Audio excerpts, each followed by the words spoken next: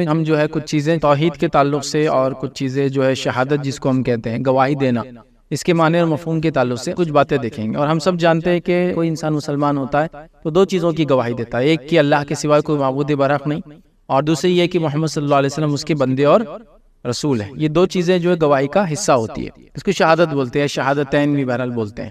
تو ہر آدمی جو اسلام قبول کرتا ہے وہ شہادت دیتا ہے، گواہی دیتا ہے، اور ظاہر سی بات ہے اس کے بغیر یہ گواہی یا گواہی دینے کے بغیر اس کی بات قبول بھی نہیں ہوتی، سوائے اس کے کہ کوئی انسان مجبور ہو یا ایسی جگہ اور ایسی حالت میں ہو کہ اس کے علاوہ اس کے پاس چارہ ہی نہ ہو کہ وہ کسی کو یہ چیز نہ بتائے، چھپا کے رکھے، جس کی مثال ہمارے پاس موسیٰ علیہ السلام کے واقعے میں فرعون کی کوئی وزیروں میں سے یا ان کے اطراف کے خاندان والے تھے، اس میں سے کوئی ایک شخص ایمان لایا تھا، جس کا واقعہ قرآن میں بھی ہے۔ جب یہ لوگوں نے پلان کیا کہ موسیٰ علیہ السلام کو ختم کر دیں گے، تو جب وہ شخص نے اپنا جو ایمان چھپایا ہوا تھا قرآن نے کہا وہ بول پڑا پھر، تو یہ مجبوری والی۔ اسی طرح نجاشی کا واقعہ لے لے تو نجاشی نے بھی اپنا ایمان چھپا کر رکھا تھا اور وہ اسی حالت میں دنیا سے گزر بھی گئے تھے، اور نبی اکرم صلی اللہ علیہ وسلم کو صحیح بخاری کی روایت کے مطابق جو ہے گزرنے کے بعد جبرائیل علیہ السلام نے آ کے بتایا کہ آپ کے بھائی کا انتقال ہو گیا ہے، لہٰذا نبی اکرم صلی اللہ علیہ وسلم نے نماز جنازہ غائبانہ پڑھی نجاشی کی۔ تو اس سے پتہ چلا چند کنڈیشن ہو سکتے ہیں جس میں انسان چھپائے، لیکن ان جنرل سینس میں آپ کو شہادت دینا پڑے گی، گواہی دینا پڑے گی۔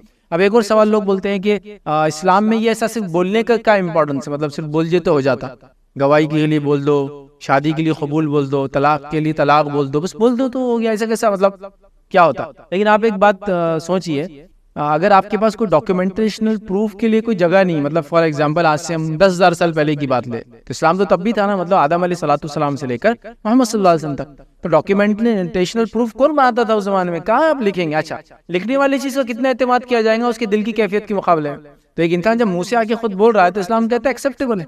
اور کورٹ آف لاء کے اندر بھی جو لوگ قانون کو جانتے ہیں، جب ایک انسان کے پاس کوئی گواہی نہ ہو، کوئی ایویڈنس اور پروف نہ ہو کسی چیز کا، تو اس کے آخر میں کیا کرتے ہیں؟ اس کو اسی کی شہادت لیتے، اس کو بولتے اوت لو، قسم کھاؤ، اور وہ قسم کھا کے بولتا کہ ہاں میں 30 جون کو 1980 میں پیدا ہوتا، بس اس نے ختم کھا لیا، سمجھ رہا؟ اسی کو مان لیا جاتا، چونکہ اس کا ڈاکیومنٹیشن کوئی پروف نہیں ہو، کون سے دواخانے میں پیدا ہوا، کہاں پیدا ہوا، کس علاقے میں ہوا، تو پھر اس کی اوت، مطلب اس کو خود گواہ بنایا جاتا، پھر وہ اوت لیتا ہے کہ میں اللہ کی قسم کھا کے بولتا ہوں، جو کچھ کہوں گا سچ کہوں گا، مان لیا جاتا ہے، ٹھیک؟ تو لوگ کبھی کبھی کنفیوز رہتے ہیں کہ یہ صرف گواہی اسلام کیوں مان لیتا ہے، لیکن دنیا میں ایسے ہی ہوتا ہے ہر جگہ۔ اب کسی نے ایک بار مجھ سے سوال کیا تھا کہ وہ طلاق آپ کے پاس کیسا ہے، کتنا آسان ہے، طلاق بول دیو طلاق ہو جاتی ہے۔ میں نے کہا ٹھیک ہے، میں تھوڑا سا آپ کو ایکسپلین کرتا ہوں۔ اب آپ کسی کے ساتھ لیو ان ریلیشن شپ میں، نان مسلم تھے اور یہ سب ان کے پاس کامن ہوتا ہے یا معلوم ہوتا ہے ان لوگوں کو، یا اسٹوڈنٹ بھی تھے وہ۔ میں نے کہا اچھا ٹھیک ہے، لیو ان ریلیشن شپ میں جب لوگ رہتے تو الگ کیسے ہوتے؟ تو بولے ہم ایک دوسرے کو بولتے بریک اپ، الگ ہو جاتے۔ ڈاکیومنٹیشن کو پروف رہتا، بناتے آپ کی اب بریک ہو گیا ہمارا، تو لیکن صرف بول دینا کافی رہتا ہے، اور ٹیکسٹنگ کر دیتے بولے بریک اپ، تو انہیں سمجھ جاتی، انہیں روتی، تھوڑے دن بعد انہیں پوچھتی کہ بریک، ہم بولتے بریک اپ، فون نہیں اٹھاتے تو بریک اپ ہو جاتا۔ تو خالی بول دینے سے بریک اپ ہو جاتا بولے اور کیا کریں گے؟ بولے ریلیشن شپ بھی تو ایسی چالو ہوتا نا، بولے ساتھ رہنا ہے تو ساتھ رہتے، الگ ہونا الگ ہو جاتے، تو یہ چلتا کیا ایسا؟ تو چلتا تو مطلب پھر اب اسلام بول رہا ہے کہ سب سے بیسک چیزیں جو ہو سکتی انڈرسٹینڈنگ ہے، ساری چیزیں ہو گئی، کسی کو اسلام پسند ہے اس نے بول دیا، گواہی دے دی، ختم، ہم نے ایکسیپٹ کر لیا اسی گواہی، خالی کچھ وٹنس چاہیے اس کے لیے، نکاح ہے تو اس نے قبول ہے کہہ دیا، طلاق ہے تو اس نے طلاق بول دیا، پھر سمجھ میں آگے بات۔ ہاں دنیا میں ایسی ہوتا ہے۔ آپ دیکھیے اگر کہیں ڈاکیومنٹیشن بنانے کا وقت نہیں ہے، ڈاکیومنٹ بھی ہر جگہ بنتے بعد میں، بٹ بریک اپ بولے تو بریک، ہاں ریلیشن شپ کو میرج میں کنورٹ کرے تو ڈاکیومنٹیشن بناتے، ورنہ جب ملتے بھی تو کوئی ڈاکیومنٹیشن نہیں، سپریشن جس کو بریک اپ بولتے ہیں، پورے خالی بریک اپ بولتے ہیں، بریک اپ ہو گیا تو ہو جاتا، بولے ہو جاتا، بولے اتنے کرے تو پھر طلاق بولے تو کیوں نہیں ہو سکتا؟ اور میں گواہی دیتا ہوں، میں قبول کرتا ہوں اسلام بولے تو کیوں ایکسیپٹیبل نہیں؟ ایسی ہوتا ہے، جنرل ہے بالکل یہ بات۔ تو جو شہادت ہم دیتے ہیں، گواہی ہم دیتے ہیں، اسلام میں بہت امپورٹنٹ چیز ہے، اور کسی کا وربل اٹیسٹیشن، مطلب صرف منہ سے بول دینا کہ میں گواہی دیتا ہوں کہ اللہ ایک ہے، لا الہ الا اللہ پڑھ دینا ایکسیپٹیبل ہے، یاد رکھیے۔ کوئی دوسرے ڈاکیومنٹیشن پروف کی اس کی کوئی ضرورت نہ کبھی تھی نہ کبھی ہے، سوائے اس کی کہ زمین زمان حالات کے اعتبار سے آپ کو جو چیز کی ضرورت ہے آپ لوگ اس کو بنا سکتے ہیں، وہ ایک الگ چیز ہے، بٹ ایسے islamically religious point of view سے اس کی ضرورت نہیں ہے، حتیٰ کہ کوئی کسی بھی حال میں بولے اس کو ایکسیپٹیبل ہے، مطلب کوئی ڈر سے آپ کو لگ رہا بول رہا تو بھی ایکسیپٹیبل، آپ کو لگ رہا کسی کی محبت، کوئی چیز کی چاہت نہیں بول رہا تو بھی ایکسیپٹیبل، کیونکہ دل کا حال میں اور آپ نہیں جانتے، تو ہو سکتا وہ دل میں اس کے ہو، کیونکہ ہم کو تو جو بولیں گا اسی پہ ایکسیپٹ کرنا پڑے گا نا، نہیں اب دل کا تو دل کا حال تو آپ میں کوئی دنیا کی طاقت نہیں جان سکتی سوائے اللہ کی، ہے نا؟ تو ہم کو تو جو ظاہر ہے اس پہ اعتماد کرنا ہے، باطن اندر کا ہڈن چیزیں اللہ جانتا ہے، سیکرٹس اللہ جانتا ہے، جو اوپنلی ہے ہم اس کو مانیں گے۔ تو کسی نے ہمارے سامنے بول دیا، آپ اس کے انٹینشن پہ ڈاؤٹ نہیں کر سکتے کہ چھپا ہوا ہے، نقصان دینے آیا ہوں گا، ایسا ہوں گا ویسا ہوں گا، یہ تنظیم سے ہوں گا وہ جماعت سے ہوں گا، ایسا نقصان پہنچائیں گا، ہماری بیٹی شادی کرنے آ گیا ہوں گا، پیسہ لوٹنے آؤں گا، یہ سب آپ کے گیس ورک، اس پہ اعتماد نہیں ہوگا، اس کی گواہی اعتماد۔ تو شہادت کو ہم تھوڑا سا اس کے معنی مفہوم کو سمجھیں گے، اور توحید کے بارے میں کچھ باتیں، چونکہ اب ہمارا کنٹینیوسلی لیکچرز توحید پہ ہی چل رہا ہے، اس کو سمجھنے کی کوشش کریں گے۔ تو شہادت امپورٹنٹ ہے، وربلی آپ کوئی چیز بول دیں تو یہ کافی ہو جاتا ہے اسلام کے اندر، یاد رکھیے، اور بہت ساری چیزیں اسلام میں ایسی ہوتی وربلی، ٹھیک ہے۔ لیکن جب شہادت کی بات آتی ہے تو ہم وٹنس بھی اس کے لیے رکھتے ہیں، کہ مطلب میں اگر اسلام قبول کرتا ہوں تو میں نے کسی کے سامنے بولنا چاہیے، سوائے میں نے جو کنڈیشن بتایا ایکسٹریم کیسز میں چھپایا بھی جا سکتا ہے، انشاءاللہ عزیز، مسئلہ نہیں، 2 واقعات میں بتا چکا ہوں۔ لیکن جنرل سینس میں جب میں گواہی دوں گا تو میں بولوں گا لوگوں کو کہ میں یہ چیز کی گواہی دیتا ہوں جو بھی، اور لوگ میرے کو وٹنس کریں گے، اور جو سنیں گے وہ لوگ بھی کبھی کبھار اس بات کو آگے فردر بھی فارورڈ کریں گے، تاکہ کہ بھائی یہ ہمارا بھائی ہے اور اس نے اسلام قبول کیا، تاکہ یہ بات آگے بڑھے۔ ہڈن کوئی چیز نہیں، چھپی ہوئی کوئی چیز نہیں، یاد رکھیے چیز ایسی، سوائے مجبوری کے اندر، ٹھیک ہے۔ تو کسی بات کی گواہی دینا، اس کا کیا میننگ ہوتا ہے، اس کو تھوڑا سا ہم دیکھتے ہیں۔ تو پہلی چیز یاد رکھیے، انسان اپنی زبان سے جو کچھ کہے دلی طور پر اس کا اتحاد رکھتا ہو، گواہی کا یہ معنی ہے، مطلب جو انسان منہ سے بول رہا ہے، وربلی بول رہا ہے، اس پہ فیتھ بھی ہو، اس کی بلیف بھی ہو، اس کے اندر بھی وہی چیز ہو، یہ معنی ہے گواہی دینے کا۔ گواہی دینے کا ہرگز معنی ہی نہیں کہ صرف وربلی کسی نے بول دیا، اندر بھی اس کے ہو۔ لیکن یہ بات میں نے جیسے بتا چکا ہوں، اگر وہ وربلی بولتا اور دل میں نہ بھی ہو تو ہم کو وربل اس کے سینٹینس کو ایکسپٹ کرنا ہے، دل کی بات کو ہم نہیں کر سکتے۔ منافقین نے یہ کیا، نبی اکرم صلی اللہ علیہ وسلم موجود ہے، صحابہ موجود ہے، پھر بھی آ کے وہ دھڑلے سے بولتے تھے ہم مسلمان ہیں، لیکن نبی اکرم صلی اللہ علیہ وسلم نام بھی بتائے گئے تھے، لیکن شریعت اور اسلام نے اور آپ صلی اللہ علیہ وسلم چونکہ اس کے بعد کو ہم کو خبر دینے والا نہیں تھا یہ سب چیزوں کی، تو لہٰذا آپ نے اس چیز کو یا شریعت نے یہ رکھا کہ جو بولا جائے گا وہ کنسیڈرڈ ہوگا، اس کے دل میں کیا اللہ کا اور اس کا معاملہ ہے۔ اسی لیے منافقوں کے نام معلوم ہونے کے باوجود بھی اللہ کے رسول صلی اللہ علیہ وسلم اس کو ڈکلیئر نہیں کی، تو اس سے پتہ چلا جو بولا جاتا ہے وہی کنسیڈرڈ ہے، دل میں کیا ہے وہ اللہ جانتا ہے۔ تو لیکن ایکچوئل مفہوم شہادت کا یہ ہوتا ہے جو بولا جا رہا ہے وہ دل میں بھی کنسیڈرڈ ہے، اس پہ پختہ اس کا یقین ہے کہ جو بول رہا ہے ایک اللہ، اشہد ان لا الہ الا اللہ، تو اس کا پختہ یقین ہے جو بول رہا ہے، یہ میننگ ہوتا ہے، یاد رکھیے۔ تو شہادت کا معنی ایک یہ ہوتا ہے کہ انسان اپنی زبان سے جو کچھ وہ کہے دلی طور پر اس کا اعتقاد بھی، اس کا عقیدہ بھی اس چیز پر ہو، ٹھیک ہے۔ اسی طرح اعتقاد اسی صورت میں اعتقاد مانا جائے گا جبکہ اس چیز کا علم، اس کی سچائی کا اس کو یقین ہو، اور وہ عقیدہ بھی جب مانا جائے گا، اس کا اعتقاد جب جس چیز کی گواہی دے رہا ہے اس کو علم ہو اور اس کی سچائی پہ اس کو یقین ہو، یہ ہے شہادت۔ تو شہادت سے وربل نہیں ہے، وہ بول رہا ہے وربلی، لیکن اس کے ساتھ دل میں پورا اعتقاد ہے، سچا اس پہ یقین ہے، وہ پورا اس چیز پہ ٹرسٹ کرتا ہے جو چیز وربلی وہ کوٹ کر رہا ہے، وہ چیز کو بول رہا ہے، یہ ہے مفہوم، یاد رکھیے گا۔ اسی طرح جو ہے گواہی زبان سے دینا بھی ضروری ہے، ایک تو ہوگا کہ عقیدہ ہے ساری چیزیں، لیکن بولنا بھی وربلی، یہ بھی امپورٹنس رکھتا ہے، سوائے چند کنڈیشن میں جو میں نے بتا دی، مجبوری والی چھپا بھی سکتا ہے، جیسے ایک بہت ایکسٹریملی بڑی شخصیت ہے، اچانک بولیں گا تو کچھ تو بھی ذرا مسئلہ ہو جائے گا۔ نجاشی اگر چھپا کے نہیں رکھتا تو مسلمانوں کی جانوں پہ خطرہ ہوتا، ہو سکتا وہاں کوئی رائٹ ہو جاتا، وہ علاقے میں مسلمانوں کے خلاف لوگ ہو جاتے کہ ہمارے بادشاہ کو تم نے آگے کنورٹ کر دیا، ہے نا۔ تو نجاشی کا چھپانا، اسی طرح موسیٰ علیہ السلام کے زمانے فرعون کے اس وزیر کا چھپانا بھی ضروری تھا، تاکہ اندر کیا چل رہا پتہ چلے، کچھ گڑبڑ ہوگی تو دبا سکے، ٹھیک ہے۔ اسی طرح سورہ یاسین کے اندر وہ حبیب جو نجار تھا اس نے بھی اپنا ایمان چھپا کے رکھا تھا، لیکن جب دیکھا کہ وہ لوگ بھی کو قتل کرنے پہ آ گئے تو اس نے بھی اپنے اعلان کر دیا اور لوگ اس کو قتل کرنے میں لگ گئے اور انبیاء وہاں سے بحفاظت نکل گئے۔ تو مجبوری والی کنڈیشن میں چھپانا بھی بہرحال ہم کو کئی واقعات سے ملتا ہے، لیکن عام اعتبار سے سچائی کا یقین ہو، اعتقاد ہو، دل میں بولے اور اس چیز کو وہ منہ سے بھی وربلی اٹیسٹیشن کرے، تو گواہی زبان سے دینا بھی ضروری ہے۔ اسی کے ساتھ ساتھ یاد ہے کہ تیسری چیز جو ہم یاد رکھیں گے وہ یہ ہے کہ اس بات سے دوسروں کو اطلاع کرنا بھی ضروری ہے کہ میں نے گواہی دی، یہ بھی اس کا شہادت کا ہی پارٹ ہے۔ اگر میں کسی چیز کی گواہی دے رہا ہوں تو ٹھیک، زبان سے بول رہا ہوں، دل میں یقین کر رہا ہوں، بٹ میں نے لوگوں کے سامنے بولنا چاہیے اس چیز۔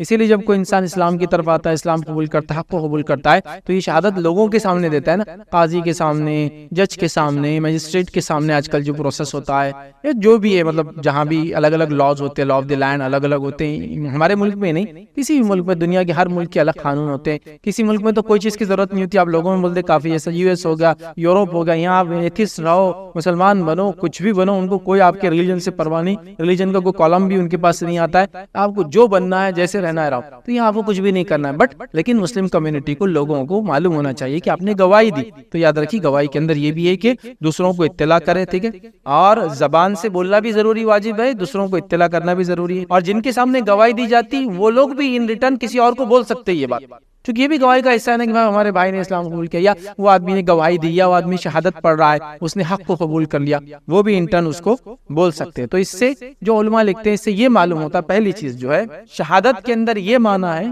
میں اس کا اعتقاد رکھتا ہوں کہ میں دل میں بھی اس کو مانتا ہوں، دوسرا معنی وہ لکھتے ہیں کہ میں زبان سے بھی اس کا اقرار کرتا ہوں کہ یہ چیز ایسی ہے، تو پھر وہ وربلی اس کو بولتا ہے، ٹھیک ہے۔ اور تیسرا معنی ہے میں اس کی خبر بھی دیتا ہوں آپ کو اور آپ دوسروں کو پہنچا سکتے ہیں، یہ بھی اس میں معنی ہے۔ تو گویا شہادت کے اندر ہی چیزیں اس کا پارٹ ہے، یاد رکھیں، جس میں سے زبان سے بولنا، دل میں رکھنا، یہ ایک انسان پرسنل لیول پہ رکھ سکتا ہے اگر اس کو جان کا ڈر ہو، تو بس اتنا ہے۔ باقی چیزیں جب بھی وہ کریں گے تو ڈسکلوز ہوں گی، اوپن ہوں گی، ایک جنرل ماحول میں تو یہ ساری چیزیں ہوں گی۔ تو گواہی کے اندر گواہی بھی آ گئی، اعتقاد بھی آ گیا، اقرار بھی آ گیا، اور ساتھ میں نے خبر بھی دے دی کہ بھائی لوگوں کو پہنچا بھی دیا کہ میں نے ایسا یہی کیا۔ تو یاد رکھیے یہ سارے معنی اس کے اندر شہادت کے معنی میں، جو ہم بولتے ہیں ہم شہادت دیتے ہیں، شہادتین، کلمہ شہادت، اور ہم لوگ شہادت دیتے ہیں اس چیز کی، اور ہم مسلمان اس کے وٹنس ہے، تو یہ اس کا معنی اور مفہوم میں 4 چیزیں اس کے اندر بہرحال پائی جاتی ہیں۔ تو یہ تھا شہادت کا معنی۔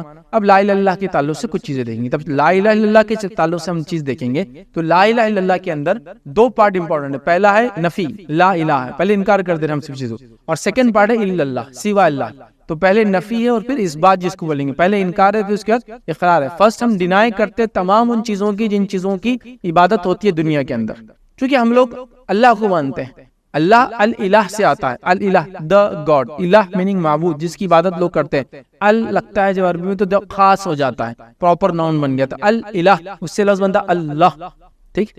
تو الالہ اللہ اس کا معنی ہے، تو ہم اللہ کو مانتے ہیں، یاد رکھیے۔ تو پہلے ہم گواہی دیتے، مطلب پہلے انکار کرتے تمام ان چیزوں کا جن چیزوں کی اللہ کے ساتھ، اللہ کے علاوہ عبادت ہوتی ہے، پھر اقرار کرتے الا اللہ، سوائے اللہ کے، مطلب پھر ہم ایکسپٹ کرتے ہیں کہ اللہ۔ لیکن جب ہم انکار کرتے ہیں تو اس کا کہیں بھی معنی نہیں ہے کہ ہم دشمنی رکھتے ہیں، بٹ ہمارے اگر فیتھ کو یا اسلام ایک مسلمان کی فیتھ کو پروفیس کرتا ہے، ایکسپٹ کرتا ہے، تو وہ یہ ہے، میں وہ ایکسپلین کر رہا ہوں۔ لیکن جب ہم یہ کریں لا الہ، چونکہ بہت سارے لوگوں نے اس کا معنی کیا، لا الہ کا معنی یہ ہوتا ہے بولے اسلام میں پہلے سب کو ختم کر دو، پھر الا اللہ کا معنی ہوتا ہے سوا پھر اللہ کو مانو۔ تو اگر مسلمان کہیں آ گئے تو اس کا مطلب یہ ہوتا ہے پورے غیر مسلموں کو ختم کر دیں گے، اور پھر الا اللہ مطلب کریں گے، مطلب پھر بولیں گے اللہ۔ تو یہ بالکل بھی اس کا معنی نہیں۔ اگر یہ معنی ہوتا لا الہ کا معنی ہوتا ہے کہ سارے معبودوں کی جن کی بات اللہ کے علاوہ تھی، اگر ہم کو طاقت ملے تو ہم ان کو ختم کر دے، تو نبی اکرم صلی اللہ علیہ وسلم کے زمانے میں یہود و نصارہ حجاز کے اندر نہیں بچتے تھے، مدینے کے اطراف میں کئی یہود رہتے تھے، کسی کو کچھ بھی نہیں کیا گیا۔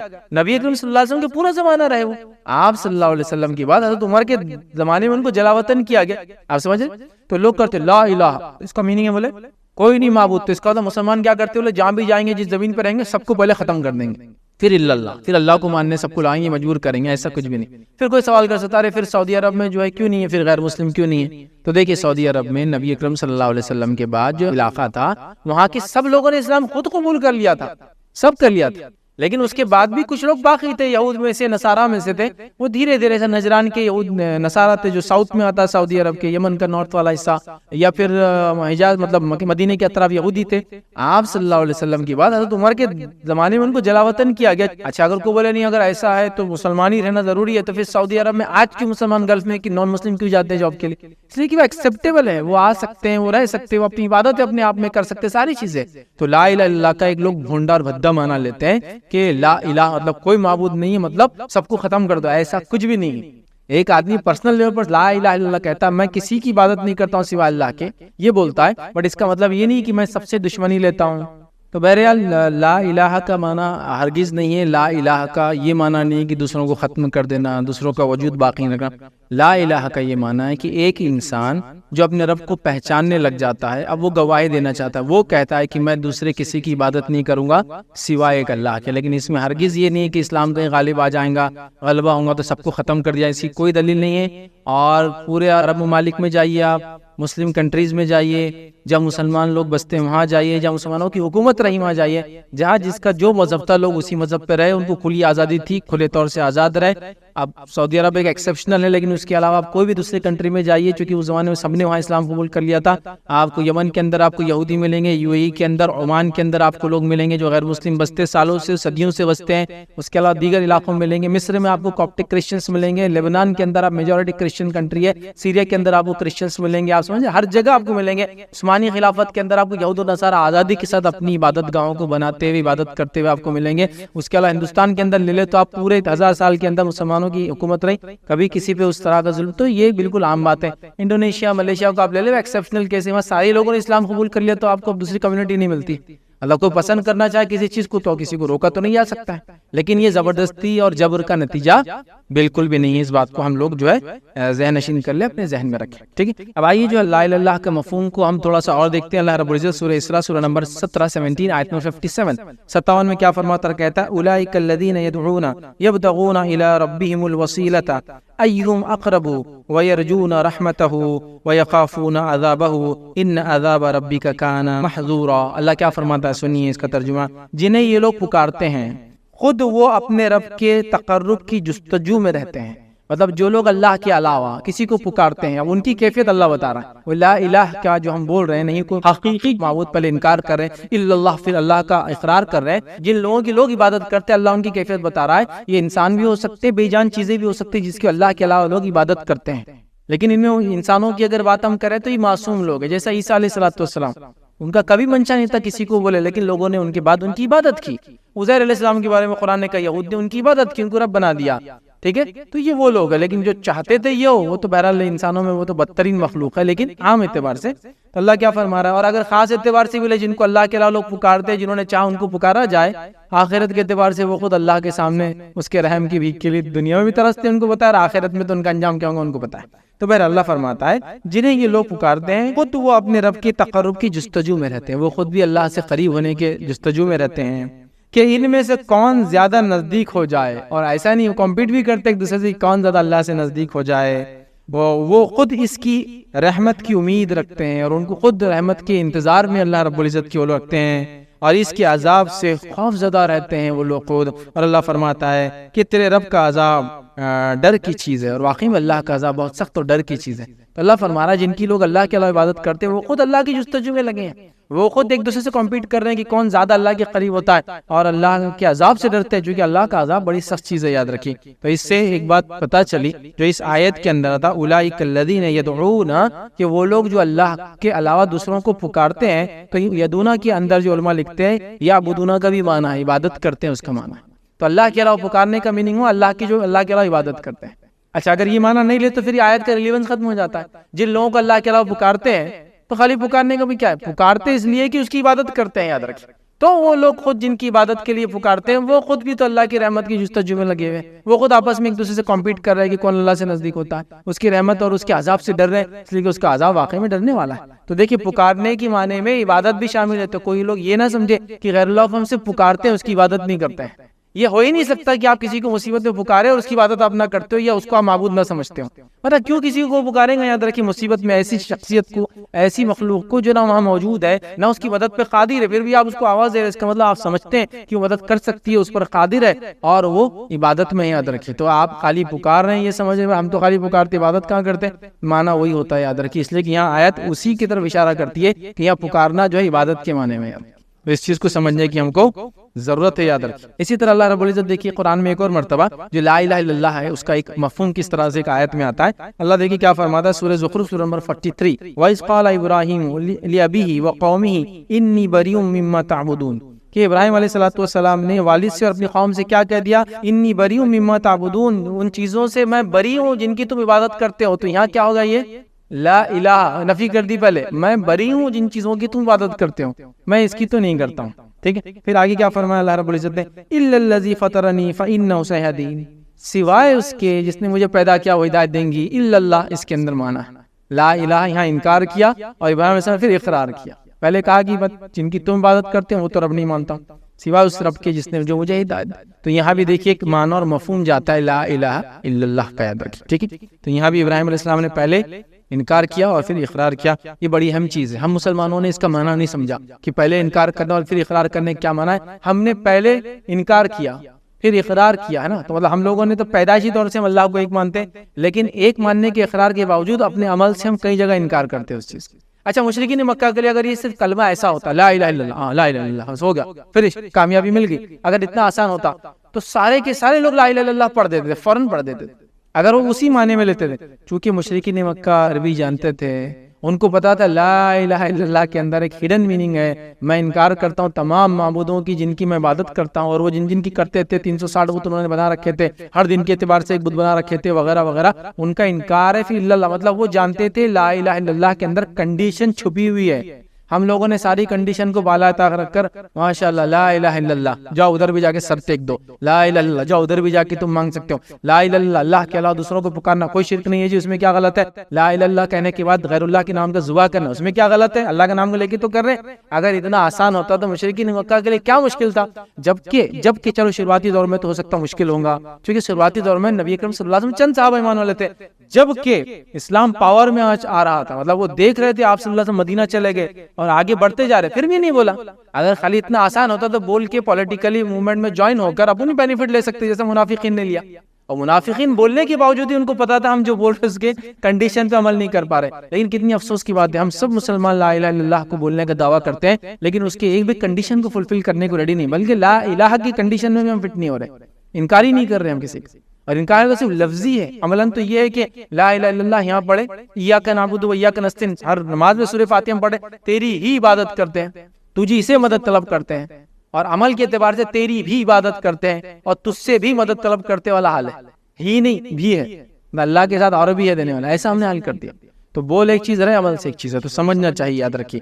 تو یہاں دیکھیے انہوں نے بھی انکار کیا اور پھر اس کا اقرار کیا، تو یہ چیز کو سمجھنا ضروری ہے کہ ہم اللہ کے علاوہ کسی اور کی عبادت نہیں کرتے ہیں، اللہ کے علاوہ ہم کسی کی عبادت نہیں کریں گے، اللہ کے علاوہ ہم کسی کی عبادت نہیں کر سکتے ہیں۔ اللہ ہی ہمارا خالق، مالک، رازق سب کچھ ہے، یاد رکھیے، زندگی دینے والا، موت دینے والا، ہر مسئلے کو اگر وہ دیتا ہے تو ہر مسئلے کا حل بھی وہی دیتا ہے، مسئلہ اس لیے دیتا ہے، مصیبت اس لیے دیتا ہے کہ ہم کو آزمائے جو ہم نے دعویٰ کیا ایمان کا، اور بدلہ بھی پھر اسی کو ہم کو دیتا ہے جب ہم اس کے سامنے عاجزی کرتے ہیں، آہو بکا کرتے ہیں، گڑ گڑاتے ہیں اور جو ہے گزارشات کرتے ہیں، پھر وہ ہمارے مسئلے کا حل بھی دیتا ہے، اور جب دعائیں کرتے ہیں تو تین میں سے کسی ایک شکل میں ضرور قبول کرتا ہے، جو مانگا گیا وہ دے دیتا ہے، جو مانگا گیا اس کے بدلے کو مصیبت ٹال دیتا ہے، یا تو جو مانگا گیا اس کے بدلے آخرت میں بڑا اجر دے دے گا۔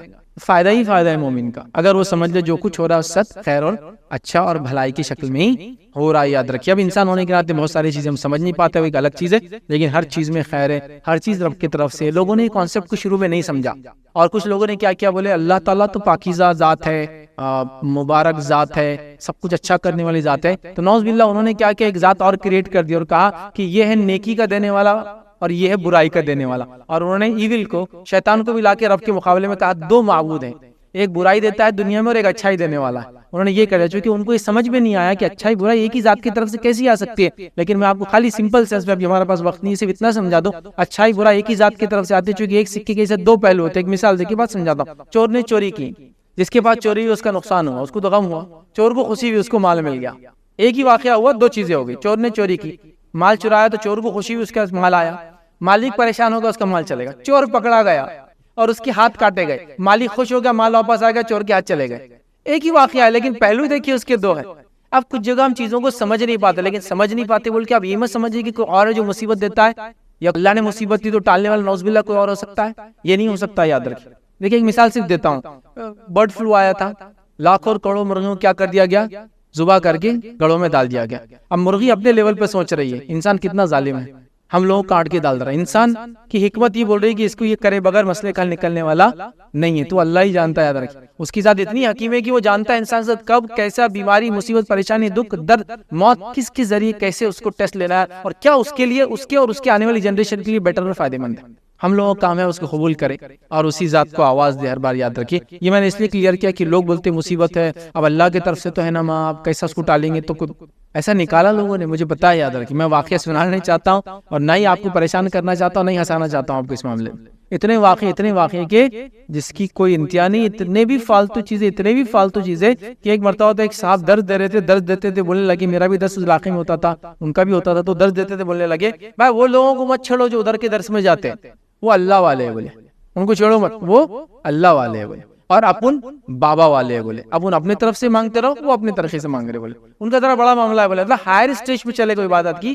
لہٰذا وہ ڈائریکٹ اللہ سے مانگ سکتے ہیں، بٹ ہم لوور اسٹیج پر عبادت کی، لہٰذا بھی ہم کو کسی کے تھرو مانگنا ہے۔ یہ کانسیپٹ وہ اپنے سماننے والوں کو مائک کے ذریعے مسجد کے اندر بیٹھ کے ممبر سے سمجھا رہے تھے۔ تو لوگوں نے اتنی چینجز، اتنی تبدیلیاں، اتنا اونچ نیچ، پتہ نہیں کیا کیا اسلام میں نکال دیا، تو میں بہرحال چاہ رہا تھا کہ لوگ اس چیز کو سمجھیں۔ اسی طرح دیکھیے اللہ رب العزت نے ایک مقام پہ کیا فرمایا، سورہ توبہ سورہ نمبر 9 آیت نمبر 31، اللہ فرماتا کہتا ہے اتخذوا احبارهم ورهبانهم اربابا من دون اللہ۔ اللہ نے کیا فرمایا، ان لوگوں نے اللہ کو چھوڑ کر اپنے عالم اور درویشوں کو اپنا رب بنا لیا۔ کیا معنی ہے اس کا؟ جیسا وہ پکارنے کا معنی عبادت شامل تھی، یہاں کیا معنی ہے اس کا کہ انہوں نے اپنے درویشوں کو رب بنا لیا؟ اس کا معنی یہ ہوتا ہے، یاد رکھیے، کہ انہوں نے ربوبیت کا مقام دے دیا، اس لیے کہ وہ جو ان کے بڑے حلال کہتے اس کو حلال مانتے، حالانکہ شریعت میں حرام تھا ان کی، اور وہ جو ان کے بڑے حرام کہتے جو کہ شریعت میں حلال تھا وہ اس کو حرام مان لیتے۔ مطلب اللہ نے کہا یہ حلال ہے یہ حرام ہے، لیکن ان کے علماء نے کہا کہ جو اللہ کا کہا حلال ہے وہ ہم بول رہے حرام ہے تو مان لو، تو انہوں نے مان لیا پبلک نے، اور جو اللہ کا کردہ حرام ہے ہم بول رہے حلال ہے کر لو تو کر لیا انہوں نے۔ تو یہ اللہ نے کہا ان کو رب بنا دینا ہے۔ تو ایسا اگر کوئی مسلمان بھی کرتا ہے تو وہ بھی اپنے بڑوں کو، عالموں کو، مفتیوں کو، اماموں کو، درویشوں کو، پیروں کو، فقیروں کو رب بنا لیتا ہے کہ شریعت کی حلال کو وہ حرام کر دے تو حرام مان رہا ہے، اور شریعت کے حرام کو حلال کر دے تو حلال مان رہا ہے۔ اور یہ باتیں آپ نے سنی ہوں گی، آپ اس کے گواہ ہیں۔ میں نے ایک صاحب کو کہتے سنا، اور یہ ایک صاحب ہے بہت اللہ والے، بہت اللہ والے، بہت زیادہ اللہ والے۔ کیا ان کا کارنامہ ہے اللہ والے ہونے کا؟ ان کو کبھی کسی نے نماز پڑھتے اور غسل لیتے ہوئے نہیں دیکھا۔ اب میں ایک چھوٹی ذہنیت لے کے جا رہا، اب اپنا دماغ اتنے اوپر کہاں جا رہا؟ کبھی کسی نے نماز پڑھتے ہوئے دیکھا اور غسل کرتے ہوئے دیکھا بولے، تو میں پریشان، اس کا کیا معنی ہو؟ تو بولے اس کا معنی یہ ہے کہ وہ شریعت سے اونچے چلے گئے، بولے نہ غسل کی ضرورت ہے نہ نماز کی ضرورت ہے، یہ معنی۔ سبحان اللہ سبحان اللہ، بولے اللہ کی شریعت کو انہوں نے بدل دیا نا۔ نبی اکرم صلی اللہ علیہ وسلم آخر وقت تک چل نہیں پا رہے ہیں، کسی کے کاندھے پر ہاتھ رکھ کے نماز کو جا رہے ہیں، یہ بول رہے ہیں کہ ان کو ضرورت ہی نہیں، یہ اس مقام پر جا چکے ہیں۔ یہ ہے اپنے درویشوں کو، اپنے بڑوں کو رب بنا دینا، عالموں کو، یہی معنی ہے اس آیت کا۔ اور کیا آپ سیکنڈ معنی لیں گے؟ عدی بن حاتم یہ آیت سن رہے تھے جب نبی اکرم صلی اللہ علیہ وسلم نے پڑھی، وہ پورا واقعہ میں اس میں نہیں جا رہا ہوں۔ جب عدی نے یہ آیت سنی تو انہوں نے کہا اللہ کے رسول صلی اللہ علیہ وسلم ہم کبھی ان کی عبادت نہیں کرتے تھے، عبادت بولتے کیا سمجھ رہے عدی کہ ہم نماز پڑھ رہے ان کے سامنے، سجدے کر رہے ان کے سامنے؟ نبی اکرم صلی اللہ علیہ وسلم نے کہا نہیں یہ نہیں، کیا انہوں نے شریعت کے حرام کو حلال کہا تو تم نے مان لیا؟ تو کہا مان لیا۔ اور کیا انہوں نے شریعت کے حلال کو حرام کہا تم نے مان لیا؟ کہا۔ تو کہا یہ عبادت ہے ان کی۔ اور آج کتنے لوگ ایسا شرک کر رہے ہیں مسلمانوں میں سے، دیکھ لیں۔ کوئی کہہ رہا فلاں مقام پہ گئے تو نماز کی ضرورت نہیں، فلاں درجے میں پہنچ گئے تو اس کی ضرورت نہیں، فلاں درجے میں طہارت کی ضرورت نہیں، فلاں درجے میں زنا کا کوئی مسئلہ نہیں، سب حلال ہو جاتا، فلاں درجے میں کیا ہے؟ شریعت کا حرام حرامی ہوتا قیامت تک، کیونکہ اب کوئی وہی آنے والی نہیں۔ تو اس بات کو ہم سمجھے۔ تو یہاں دیکھیے عبادت کا معنی ہے حلال کو حرام اور حرام کو حلال سمجھ دینا کسی کے بولنے پر۔ تو یہ بات کو بھی ہم سمجھ میں رکھیں کہ توحید کے اندر یہ بھی خلل ہوتا ہے۔ اسی طرح اللہ رب العزت سورہ بقرہ سورہ نمبر 2 آیت 165 میں دیکھیے کیا فرمایا، سنیے، وَمِنَ النَّاسِ مَن يَتَّخِذُ مِن دُونِ اللَّهِ أَندَادًا يُحِبُّونَهُمْ كَحُبِّ اللَّهِ وَالَّذِينَ آمَنُوا أَشَدُّ حُبًّا لِلَّهِ۔ اللہ فرماتا ہے، کہتا ہے بعض لوگ ایسے بھی ہیں جو اللہ کے شریک اوروں کو ٹھہرا کر ان سے ایسی محبت رکھتے ہیں جیسے اللہ سے محبت رکھنے کا حکم ہے، اور ایمان والے اللہ کی محبت میں بڑے سخت ہوتے ہیں۔ تو یہاں دیکھیے اللہ تعالیٰ نے وضاحت کی کہ کچھ لوگوں میں لوگ ہیں اللہ سے جیسی محبت کرنا چاہیے ان سے محبت کر، جن کو اپنا شریک ٹھہراتے اللہ کا۔ تو پتہ ہی چلا شدید محبت جو ہے شرعی اعتبار سے، چونکہ محبت عبادت ہے، وہ صرف کس سے ہونا چاہیے؟ اللہ سے۔ محبت کا تقاضا یہ ہوتا ہے کہ جس نے جو ذات نے ہم کو جو چیز بولی، جو بولا گیا اس پہ عمل کیا جائے، یہ تو محبت اس کو بولتے ہیں۔ جس سے انسان محبت کرتا ہے وہ جو پسند کرتا ہے اس کو پسند کرنا چاہتا ہے، وہ جیسا بولے ویسا ہونا چاہتا ہے، اس کے جیسا وہ کام کرنا چاہتا ہے، یہ تو تقاضا ہے نا محبت کا۔ کسی بھی قسم کی محبت، انسان کو اپنے والدہ سے محبت ہے، ان کی اطاعت کرنا چاہتا ہے وہ، یہ اس کا تقاضا۔ انسان کو کسی لڑکی سے محبت ہے، لڑکی کسی لڑکے سے شرعی بنیاد پہ، تو وہ اس کے لیے خیر اور خواہی اور اچھائی کے لیے کرنا چاہتے ہیں۔ کسی انسان کو دوسرے انسان سے محبت دین کے لیے، تو وہ جو اس جیسا ہونا چاہتا ہے، سمجھے آپ، تو محبت کا تقاضا ہے۔ لیکن یہاں کیا ہوتا ہے، لوگوں نے جو ہے اللہ کے علاوہ جن کی عبادت کرتے ہیں ان سے ایسی محبت بنا لی جیسا حق صرف اللہ کے ساتھ محبت کرنے کا۔ تو یہاں اللہ رب العزت یہ بات بتا رہا ہے، یاد رکھیے۔ تو اللہ سے محبت میں کسی کی مساوت نہیں ہو سکتی، ایکوالٹی نہیں ہو سکتی۔ اللہ سے محبت خالص یاد رکھیے اللہ کے لیے۔ جو اللہ کی جیسی محبت کسی اور سے کریں گا یا اللہ کے ساتھ کسی اور سے ویسی محبت کریں گا، دونوں بھی شرک کے اس میں آئیں گے۔ حرام کو حلال سمجھنے والا بھی آ گیا، شدید محبت جو اللہ سے انہیں کوئی اور کریں گا وہ بھی اس کے اندر آ گیا۔ اسی طرح ہم نے اور بھی چیزیں دیکھی، یاد رکھی۔ تو ان چیزوں کو سمجھنے کی ضرورت ہے۔ پکارنا آ گیا، اس میں عبادت شامل ہے، کوئی پکارتا ہے تو ان چیزوں کو سمجھنے کی یاد رکھی بہت ضرورت ہے۔ آئیے اللہ تعالیٰ کیا فرماتا ہے کہ محبت یاد رکھی عبادت کی قسمیں، اور میں نے اس کی تفصیلات باہر رکھ دی۔ تو اگر کوئی انسان اللہ کے علاوہ کسی اور سے اللہ جیسی محبت کرتا ہے، یاد رکھی وہ بھی شرک ہوتا ہے۔ نبی اکرم صلی اللہ علیہ وسلم نے دیکھی کیا فرمایا اس تعلق سے، ایک حدیث ہے، آپ نے فرمایا، صحیح مسلم کی روایت ہے، جس شخص نے لا الہ الا اللہ کہا اور انکار کیا ان چیزوں کا جن کی عبادت اللہ کے علاوہ ہوتی ہے، یاد رکھیے، تو حرام ہو گیا اس کا مال اور اس کا خون اور اس کا حساب اللہ پر۔ مطلب وہ مسلمان ہو گیا اور اس کا خون اور اس کا مال دوسرے پر مسلمان پہ حرام ہے، اور اس کا معاملہ صرف اللہ پر۔ تو یہاں کیا ہو گیا، اقرار کا اعتراف اس نے کر دیا کہ اس نے مسلمان ہے، یاد رکھیے، اور اس نے معبودان باطلہ کا کفر کر دیا۔ چونکہ دیکھیے دو چیزیں، لا الہ الا اللہ، نہیں کوئی معبود سوى اللہ کی کہہ دے، انکار بھی کیا اور اقرار بھی کر لیا، تو اس کا خون اور وہ ہم پہ حرام ہو گیا۔ یاد رکھیے خالی اتنا کہہ دینے سے اس کے لیے یاد رکھیے جس کافی ہوگی، یاد رکھیے. اور لا الہ الا اللہ کی تشریح میں یاد رکھیے بہت ساری باتیں علماء نے لکھی ہے. میرا چھوٹا سا مقصد تھا کہ اس کا شہادت کا معنی کیا ہوتا ہے اور عبادت کے اندر اور کیا کیا چیزیں آتی میں آپ کے سامنے رکھوں. اسی طرح یاد رکھیے شرک کی اقسام ہم نے پچھلے اس میں دیکھا، شرک اکبر ہے، شرک خفی ہے، اور شرک اصغر کے تعلق سے ہم نے دیکھا. یاد رکھیے یہ تمام چیزوں کو بھی آپ نے ذہن میں رکھے. یاد رکھیے یہ صرف الفاظ نہیں ہیں، اس کے پیچھے بہت سارے معنی ہیں. اور توحید ایک صرف لفظ نہیں ہے، اور لا الہ الا اللہ صرف ایک کلمہ نہیں ہے، اس کے پیچھے بہت سارے تقاضے. ان تقاضوں کو بھی ہم پورا کرنے کی کوشش کریں. تو آج کے اس جو ہم نے لیکچر دیکھا اس کے اندر ہم چاہ رہے تھے میں آپ کو شہادت کا معنی بتاؤں، جس کے اندر 4 چیزیں ہم نے دیکھی، اور ساتھ میں اللہ کی توحید کے بارے میں کچھ اور سمجھاؤں. ورنہ لوگ سمجھتے ہیں غیر اللہ کو پکارنا شرک نہیں، اس لیے کہ صرف پکارنا ہے. لیکن ہم نے دیکھا پکارنا عبادت کے معنی میں لیا جاتا ہے، محبت کے معنی میں. دیکھیے حرام کو حلال سمجھنا صرف کسی اور کے بولنے پر جو کہ شریعت نے بتایا حرام اور حلال ہے، تو یہ بھی شرک ہو جاتا ہے. تو بہرحال کہیں ہوا ہے، اور اس کی تفصیلات آنے والے لیکچرز میں ہم لوگ اور ڈیٹیل میں دیکھیں گے. کچھ چیزوں کے لیے اور ان ڈیپتھ ہم جا کے اس کو سمجھنے کی کوشش کریں گے. اللہ رب العزت سے دعا ہے کہ اللہ سبحانہ وتعالی ہم تمام کو توحید کو سمجھنے اور عمل کرنے کی توفیق عطا فرمائے، اور شرک کی قباحت سے ہمیں جو روکے، اور توحید کے تمام شرائط کو پورا کر کے اس پر کھرے اترنے کی توفیق عطا فرمائے. وآخر دعوانا الحمدللہ رب العالمین. سبحان ربک رب العزت عما یصفون وسلام علی المرسلین والحمدللہ رب العالمین. والعصر ان الانسان لفی خسر الا الذین آمنوا وعملوا الصالحات وتواصوا بالحق وتواصوا بالصبر. اما بعد، تمام تعریفیں اس اللہ عز و جل کے لائق و زیبا ہے جو تمام جہانوں کا بنانے والا اور اسے پالنے والا ہے، اور درود و سلام اس کے آخری نبی محمد صلی اللہ علیہ وسلم پر. ہم تمام مرد اور خواتین یہاں اس خطبہ جمعہ کے لیے جمع ہوئے انشاءاللہ عزیز. اس مختصر سے وقت میں جو عنوان جو ٹاپک ہم نے پچھلی مرتبہ شروع کیا تھا کہ آزمائش میں گرفتار ہونے والے لوگ کون ہیں، وہ کون سے لوگ ہیں جن کو اللہ رب العزت ٹیسٹ کرتا ہے، ان کو آزماتا ہے، اور آزمائش کے پیچھے کیا وجہ اور اللہ رب العزت کی کیا حکمت ہوتی ہے. جو ہم کہیں گے اس کا کنکلوژن تھا ہمارے لاسٹ خطبے کا، وہ یہ تھا کہ اللہ رب العزت اپنے نیک بندوں کو آزماتا ہے، اور آزمانے کے پیچھے وجہ یہ ہوتی ہے کہ وہ کم وقت میں ان سے زیادہ اعمال کروانا چاہتا ہے. چونکہ انسان نیکیاں اور عبادت کر کے اس مقام کو حاصل نہیں کر سکتا، جبکہ نیکیوں کے ساتھ ساتھ اس کو آزمائش میں بھی ڈال دیا جائے اس کے درجات بلند ہو جاتے ہیں. تو اللہ رب العزت جب کسی کو آزماتا ہے، چاہے وہ فرد ہو چاہے قوم ہو، اللہ رب العزت اس کے درجات کو بلند کرنا چاہتا ہے.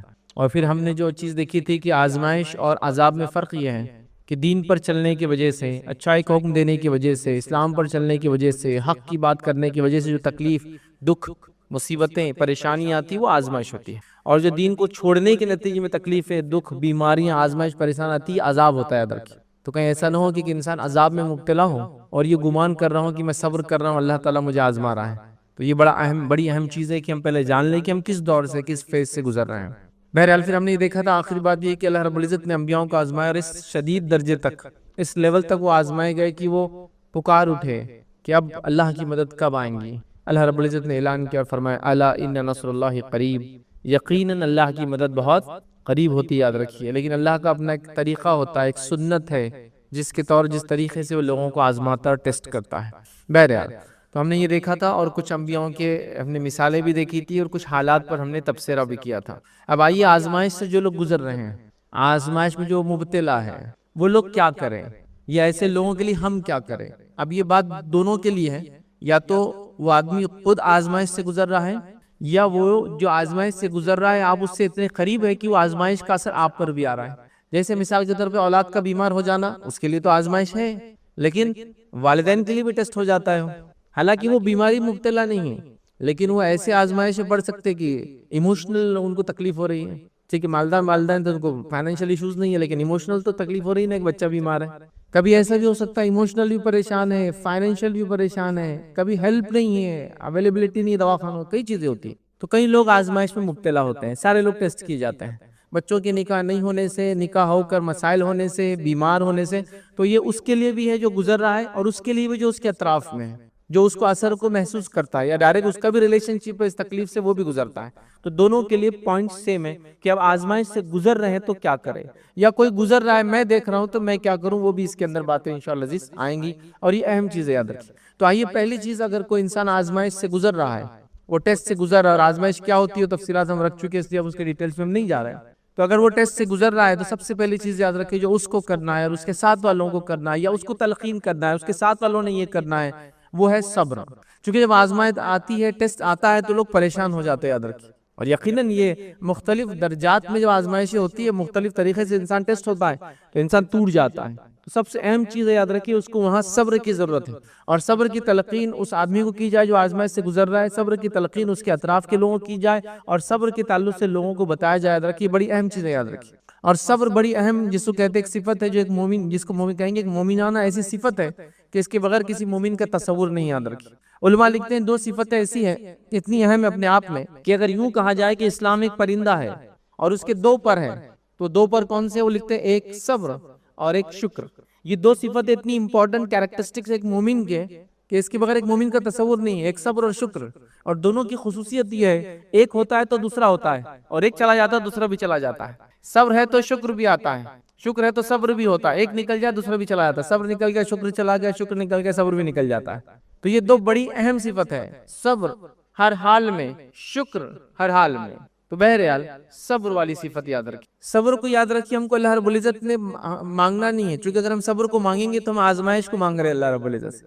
لیکن جب حالت آ جائے تو اللہ سے دعا کرنا ہے کہ اس حالت سے مجھے گزار دے، اور اس کے گزرنے کے لیے جو صبر چاہیے اس کی مجھے توفیق عطا فرما دے۔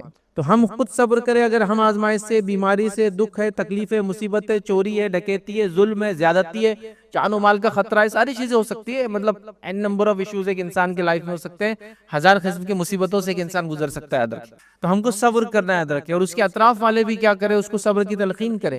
یا اگر میں ہوں تھرڈ پرسن تو میرا بھی کام ہے اس کو صبر کی تلقین کروں، اور اس کے اطراف والوں کو بھی صبر کی تلقین کروں، چونکہ اس سے ایک ماحول بنتا ہے، یاد رکھیں۔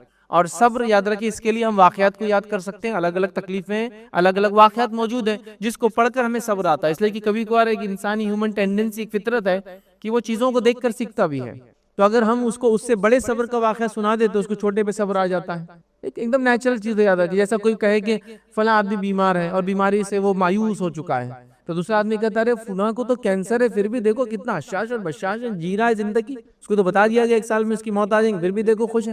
تو آدمی کو اس سے تھوڑا مضبوطی آتی ہے، اچھا لوگ ایسے بھی دنیا سے گزر رہے ہیں، آپ اتنے سے مصیبت پہ پریشان ہیں، اس کو دیکھو۔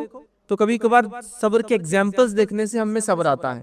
تو ہم انبیاءوں کے واقعات میں، بیماری ہے تو ایوب علیہ السلام کو لے لے، مصیبت اور دکھ ہے اولاد یا رشتہ دار کے گمنے سے تو یعقوب علیہ السلام کو لے لے، بیجا جیل میں ڈال دیے گئے تو یوسف علیہ السلام کو لے لے، ہے نا۔ نبی اکرم صلی اللہ علیہ وسلم کی زندگی میں تو ہر واقعہ، بیماری سے لے کر، دکھ سے لے کر، تکلیف سے لے کر، بچیوں کے طلاق سے لے کر، کیا کیا نہیں ہو، بائیکاٹ سے لے کر، ہجرت سے لے کر، ستائے جانے سے لے کر، مارے جانے سے لے کر، کیا مطلب ساری چیزیں مل جائیں گی آپ۔ تو سائیکلوجیکل جو فزیکل چیزیں ہوتی ہیں اس سے بھی انسان کو تکلیف ہوتی ہے، صبر کرنا پڑتا ہے، اور کبھی سائیکلوجیکلی نبی اکرم صلی اللہ علیہ وسلم کی 2 بیٹیوں کا بھی شادی ہوئی تھی لیکن ابھی ودائیگی نہیں ہوئی تھی۔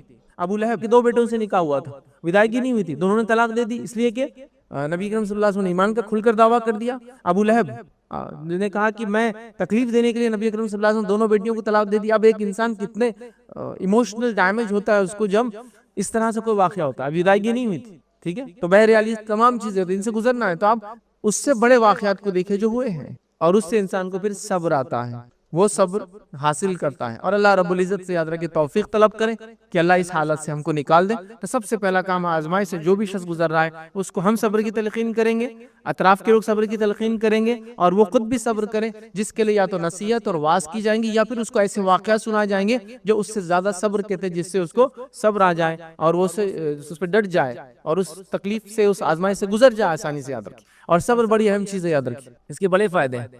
نبی اکرم صلی اللہ علیہ وسلم فرماتے ہیں، حدیث ہے، بہرحال طویل حدیث ہے، بس مفہوم کے طور پہ کچھ باتیں اس کی بہرحال رکھ رہا ہوں، یاد رکھیے کہ نبی اکرم صلی اللہ علیہ وسلم فرماتے ہیں، جب ایک مثال موت کی لے لیجیے، اس میں صبر کرنا ہے، تو مثال اللہ کے رسول صلی اللہ علیہ وسلم فرماتے ہیں کہ جب اللہ رب العزت کسی کے بیٹے کو موت دے دیتا ہے، مطلب ایک انسان والد حیات ہے اور بچہ اس کا مر گیا، تو چھوٹا بچہ جس کا انتقال ہو جاتا ہے، تو اللہ تعالیٰ فرشتوں کو بلاتا ہے اور پوچھتا ہے کہ اے میرے فرشتوں، تم نے کیا میرے بندے کی جو بیٹے کی روح نکال لی؟ تو فرشتے کہتے ہیں ہاں آپ کا حکم تھا، ہم نے اس کی روح نکال لی۔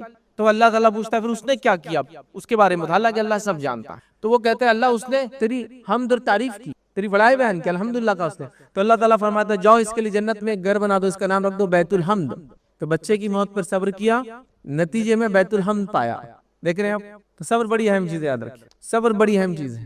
تو یہ ایسی چیز ہے، یاد رکھیں، اس کا بدلہ سوائے جنت کی کچھ نہیں ہے۔ ایک روایت میں آپ نے فرمایا جب اللہ تعالیٰ بندے کی 2 نعمتوں کو چھین لیتا ہے، جس سے روایت میں علماء لکھتے ہیں آنکھیں مراد ہیں، ایک انسان اندھا ہو رہا ہے اب، تو اللہ تعالیٰ جب اس کی نعمتوں کو چھین لیتا ہے اور اس پہ وہ صبر کرتا ہے تو اس کا بدلہ سوائے جنت کے اور کچھ نہیں ہے۔ آنکھیں جا رہی ہے ایک انسان کی تو صبر کرا نہیں اللہ بس تیرے طرف سے تھا بینائی چلی گئی کوئی مسئلہ نہیں تو اس کو سوا جنت کے اور کچھ بدلا نہیں ہے. تو ایک بیماری کے نتیجے میں اس کو جنت ملی, ایک موت کے بدلے میں اس کو جنت ملی ہے نا, جنت میں گھر ملا. تو یہ بڑی اہم چیز ہے. تو صبر کے بدلے ریٹرنز بہت ہیں. اللہ تعالیٰ جس کو کہتے بڑا قدردان ہے اپنے بندوں کے معاملے میں, اور وہ ذرہ مطلب چھوٹی چھوٹی چیزوں کو بہانہ بنا کے ان کی مغفرت اور ان پر رحم کرنا چاہتا ہے. تو ہر اوکیجن, ہر ایونٹ, ہر حالات, ہر آزمائش کو ہم ریوارڈ گیننگ جس کو کہتے ہیں بدلہ لینے, اللہ سے اجر لینے کا موقع بنا سکتے ہیں. دیکھیے بچے کی موت پر صبر, بیت الحمد, آنکھوں کے جانے پہ صبر, جنت ہے نا. تو کئی چیزیں ایسی, اور میں لاتعداد چیزیں کہہ سکتا ہوں, سمجھ رہے ہیں. تو لہٰذا صبر بڑی اہم چیز ہے. تو صبر بہرحال ایک اپنے آپ میں ٹاپک ہے, اور آپ کو دیکھنا ہے تو آلریڈی میرا ریکارڈڈ ٹاپک ہے صبر کا بیان. بہرحال پہلا کام صبر. دوسرا کام کیا کرے, یاد رکھیں, اللہ سے مدد طلب کرے. دوسرا اہم کام ہم لوگ کیا کرتے ہیں, صبر ٹھیک ہے کر بھی لے, کبھی تو وہ بھی نہیں کرتے. اللہ سے مدد طلب کرنا چھوڑ کر پہلے اسباب کے لیے بھاگنا شروع کر دیتے ہیں. اسباب کے لیے, جیسا مثال کے طور پر ایک انسان اچانک کھڑے سے گر گیا, تو آپ کہیں اللہ کا تذکرہ کرے, ذکر کرے, اللہ اکبر, سبحان اللہ, اس کو کیا ہو چکا ہے, یا اللہ اس کے ساتھ حالات وہ کر رہا, اور پھر بھاگے بھی. ہمارے پاس وہ اللہ سے مدد طلب کرنا چھوڑ کر سب کچھ ہو رہا ہے, بآخر جب فری ہو رہے تھے مدد طلب کرے. وہ اپنے نفس کو عادت ڈالے, سب سے پہلے دعا, سب سے پہلے دعا.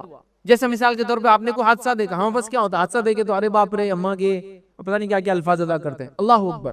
تو پہلے اللہ کو یاد کیا, یا پھر فون لگاؤ, ایمرجنسی بلاؤ, ڈاکٹر کو بلاؤ, دواخانے لے کے بھاگو, سب ہے سب ہے, لیکن چند جملے اللہ کے ذکر کے کرے اور پھر آگے بڑھے. ہر مصیبت پہ دعا, ذکر, اللہ کو یاد کرنا, مدد طلب کرنا, یہ سب سے اہم چیزیں یاد رکھیں. اس کے بعد سارے اسباب ڈھونڈیں آپ, مطلب اس سے نہیں روکا جا رہا کہ کسی کا ایکسیڈنٹ ہو گیا تو آپ صرف ذکر ہی کرتے بیٹھیں گے, نہیں, اسباب سارے ڈھونڈیں. آپ اللہ کا ذکر کرتے ہوئے اسباب کی تلاش میں فوراً لگ جائے. لیکن ہوتا یہ کہ اسباب تلاش کی جاتے اور اللہ کو یاد کرنا, دعا کرنا بھول جاتے ہیں ہم لوگ. میں اگر کسی کو دیکھ رہا ہوں تو دعا کروں اس کی مصیبت ہٹنے کے لیے, میں ایک تھرڈ پرسن.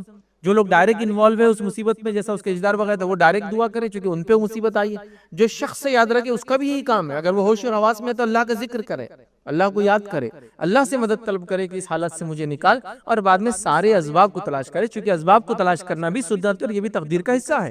ٹھیک ہے. تو بہرحال دوسرا کام جو سب سے اہم کرنا, یاد رکھیے, اللہ سے مدد طلب کرنا. باقی مدد تو ہم خود کرتے ہی, نیچرل وے, یاد رکھیں. لیکن اللہ سے مدد کے بعد یہ بڑی اہم چیز ہے, اللہ اکبر, یا اللہ اس مصیبت کو ٹال دے, اور پھر شروع آپ جو پھر اسباب یہ وہ اٹھانا, بھاگنا, دواخانہ, سب کرتے رہیے. لیکن اللہ سے مدد سب سے پہلے طلب کیجیے. ہم لوگ کیا کرتے ہیں, اللہ سے مدد طلب نہیں کرتے, یاد رکھیں, چونکہ ہمارے پاس وہ تربیت, وہ ٹریننگ گھروں سے ملتی نہیں, یاد رکھیں. میں افسوس کے ساتھ کہہ رہا ہوں, ایسی کتنی ماں ہیں جو کسی دکھ اور مصیبت پہ اللہ کو یاد کرتی چلا کر, یا چیخ رہے ہیں, چلا رہے ہیں, نہیں چلا رہے ہیں, ماں کو پکار رہے ہیں, باپ کو پکار رہے ہیں, مدد کے لیے پکار رہے ہیں, رب کو نہیں پکار رہے ہیں سب سے پہلے. تو بچہ تربیت نہیں پاتا ہے ماں سے, کہ ایک ماں ہے اس کو جب دیکھتی کو پریشانی اللہ اکبر کہتی ہے, سارے بچے اللہ اکبر کہنے والے رہیں گے, ہر دکھ مصیبت پہ یہ الفاظ پہلے نکلیں گے, پھر سارے کام کریں گے. ہمارے پاس وہ معاملہ نہیں ہے. تو تربیت سے شروع نہیں ہوتا ہے, نہ مطلب ہمارے بچوں کے ایسے نظم ہے جہاں جا کر وہ سیکھے کہ کیا کرنا ہے. نتیجتاً یاد رکھے جو چیزیں ماحول سے, اثرات سے آتی وہ ہمیں نہیں پائی جاتی. تو لہٰذا یہ کام کرنا ہے, اللہ سے مدد طلب کرنا.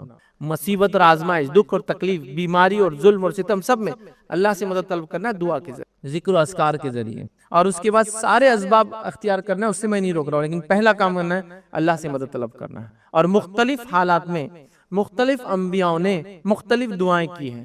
دعاؤں کی ایک بہترین کتاب ہے سعید بن علی بن وحف القحطانی کی حصن المسلم. ایسے حصن المسلم نام سے کئی کتابیں ہیں, لیکن یہ بڑی مستند کتاب ہے. 300 سے زیادہ دعائیں ہیں, ہر دکھ, مصیبت, تکلیف کے اندر بھی, اور ساتھ میں نماز, روزہ وغیرہ سب ہے اس کے اندر. انہوں نے سارا ڈے ٹو ڈے لائف میں جو چیزیں آتی سب کور کی, پاکٹ سائز میں آتی رکھیں. اس میں انبیاءوں کی دعائیں ہیں. جب موسیٰ علیہ السلام مالداری سے نکل کر ایک مصر میں کیس شروع ہو گیا, دوڑ کر بھاگ کر جو ہے پہنچے, تو وہاں آپ نے ایک دعا کی اپنے غربت کے ہٹانے کے لیے, ہے نا, مدد کے لیے اللہ, چونکہ اب سب کچھ جا چکا تھا ان کا, تو وہاں دعائیں. یونس علیہ السلام مچھلی کے پیٹ میں ایک مصیبت میں ہے, جانور نے نگل لیا ہے, ہاں ایک دعا کر رہے ہیں. تو آپ کو یہ دعائیں ملیں گی, انبیاءوں کی مختلف دعائیں مختلف حالات پر, تو آپ کو ساری دعائیں ملیں گی. یہ دعائیں سب سے مضبوط, سب سے جامع دعائیں, یہ وہ دعائیں جو اللہ کے سب سے محبوب بندے انبیاءوں نے کیے, جو اللہ رب العزت نے ان کو تربیت دی تھی. یہ دعاؤں کو چھوڑ کر بھی ہم پاس مسئلہ عجیب و غریب دعائیں ہم نے پتہ نہیں نکال لی. تو مستند دعائیں, ثابت شدہ دعائیں, اور اس کے علاوہ اگر عربی نہیں آتی تو اپنی زبان میں دعائیں, کوئی مسئلہ نہیں, یہ بھی کوئی مسئلہ نہیں. لیکن انسان کو عربی نہیں آتی ہے. جو دعا وہ کر سکتا ہے دعاؤں سے معاملہ شروع کریں گا, یا اللہ ہماری مدد کر, یا اللہ اس مصیبت کو ٹال دے, یا اللہ ہمارے ساتھ آسانی کا معاملہ کر, یا اللہ اس مصیبت کو برداشت کرنے کا صبر عطا فرما, اور پھر آگے کام شروع ہو جائیں گے. تو دوسرا کام اللہ سے مدد طلب کرنا دعا اور اذکار کے ذریعے. تیسرا کام یاد رکھیں, جو آزمائش سے گزر رہا ہے اس کے لیے یاد رکھیں ڈٹ کر ہمت سے اس آزمائش کا سامنا کرنا. ڈٹ کر اور ہمت سے اس آزمائش کا سامنا کرنا یاد رکھیں, یہ بڑی اہم چیز ہے. چونکہ کبھی کبھار آزمائشیں آتی ہے, وہ ہمارا ٹیسٹ ہوتی ہے اور ہم ہمت ہار جاتے ہیں. یہ اطراف کے لوگوں کا کام ہوتا ہے. اس شخص کا بھی ظاہر سی بات ہے کوشش کرنا چاہیے ایسا کرے, لیکن کبھی انسان ٹوٹ جاتا ہے. تو ان کے اطراف کے لوگوں کا کام ہوتا ہے اس کو ہمت دلائے کہ ڈٹ کر اس مصیبت سے آپ کو گزرنا ہے, پریشان مت ہوئیے. دنیا میں کئی لوگ ایسی مصیبتیں آئی اور گئی, رب العزت نے مصیبت دی ہے تو وہی ٹالنے والا ہے. آپ بس صبر کیجئے, اللہ سے اجر طلب کیجئے, اور حالات انشاءاللہ سے گزر جائیں گے. ہر مشکل کے بعد آسانی کا ایک مرحلہ اللہ لاتا ہے نا. یہ سب چیزیں ان کو کرنا ہے. لیکن ہمارے پاس ایسے لوگ یا وہ خود انسان یا ایسے لوگ موجود نہیں جو اس کو ہمت دلائے کہ ڈٹ کر اس مصیبت کو سامنا کرنا ہے, اسباب کو تلاش کرتے ہوئے نہیں دلایا جاتا ہے.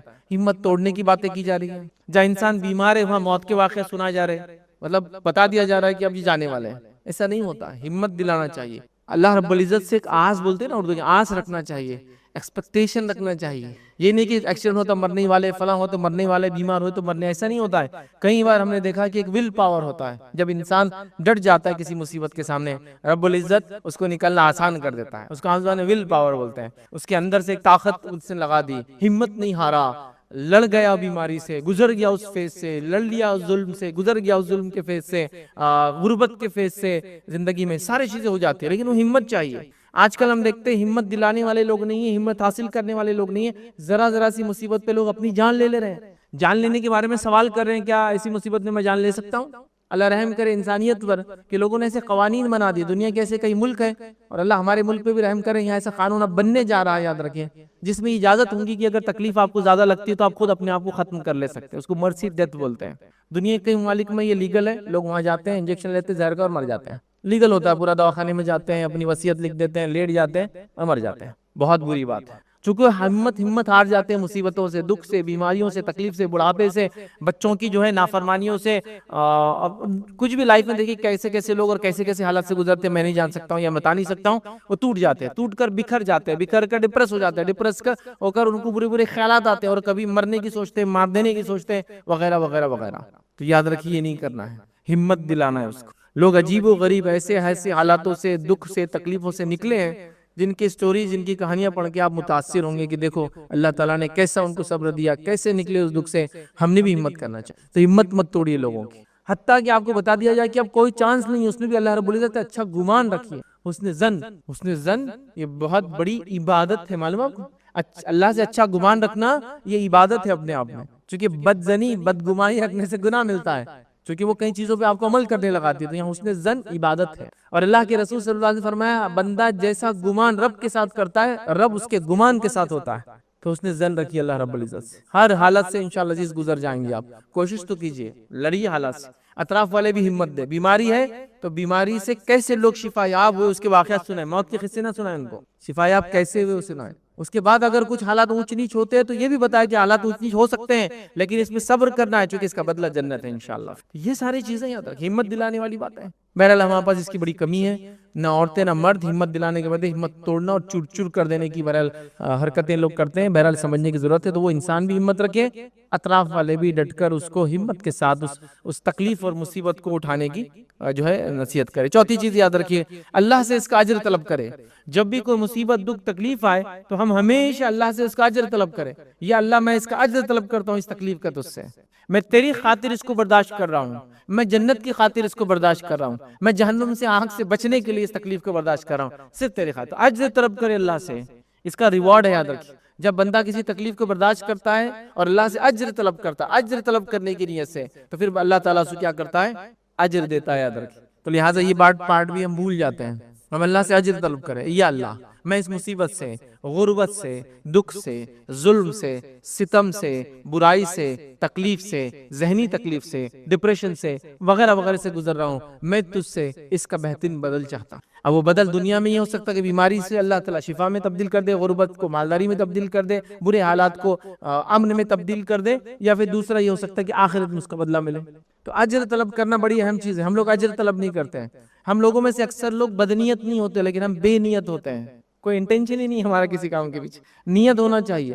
اگر ایک مباح کام کے پیچھے بھی نیت اچھی ہو جائے تو وہ بھی اجر دینا شروع کر دیتی ہے. کھانا پینا انسانی ضرورت ہے, مباح کام ہے, کرنا ہے, جینا ہے تو, لیکن نیت اچھی کر لے, اس کے پیچھے بھی انٹینشن کہ اللہ اس لیے کہہ رہا ہوں کہ اس سے صحت ہوں گی, اس سے عبادتیں کروں گا, لوگوں کی مدد کروں گا, اچھا جسم ہوں گا تو بہت سارے اچھے کام کروں گا, کھانا بھی آپ کا اجر دینا شروع کر دیں گا آپ کو. مثال کے طور پہ گھر میں آپ نے کھڑکی لگائی, کیوں لگائی؟ ہوا آئیں گی, اچھی ہوا تو آئیں گی, لیکن نیت یہ کہ اس سے کوئی مدد کو پکارے گا تو میں چلے جاؤں گا, اذان کی آواز آئیں گی تو میں نماز کو جاؤں گا, ہے نا, اور فلاں ہوں گا, اچھی ہوا تو آنے ہی والی ہے اس سے, وہ فائدے نہیں جائیں گے اس, لیکن انٹینشن بدل کے آپ جب تک کھڑکی لگی اجر دیں گے. کیوں؟ تو آپ کی نیت یہ تھی کہ اس سے یہ فائدے اٹھائے.